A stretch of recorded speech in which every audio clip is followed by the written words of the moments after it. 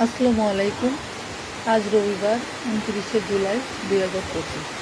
আবহাওয়া অধিদপ্তর থেকে বলা হয়েছে আগামী 24 ঘন্টার মধ্যে উত্তর বঙ্গোপসাগরের মধ্যে একটি শক্তিশালী নিম্নচাপ তৈরি হওয়ার প্রবল সম্ভাবনা রয়েছে। এই নিম্নচাপের কারণে প্রবল ঝোড়ো হাওয়া সহ বজ্রপাত ও বৃষ্টিপাতের সম্ভাবনা রয়েছে। 24 ঘন্টা থেকে 72 ঘন্টা পর্যন্ত চলমান থাকবে এই বৃষ্টিপাত। ইউটিউব থেকে সংগৃহীত খবর।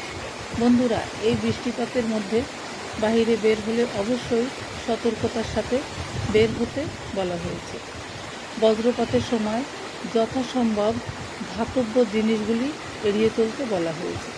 বন্ধুরা, বেলা বাড়ার সাথে সাথে খুলনা সহ সারা বাংলাদেশে অতি ভারী বর্ষণ শুরু হবে। তবে উপকূলবর্তী অঞ্চলগুলোতে বজ্রপাত ও ভারী বর্ষণের অনেক বেশি সম্ভাবনা থাকবে।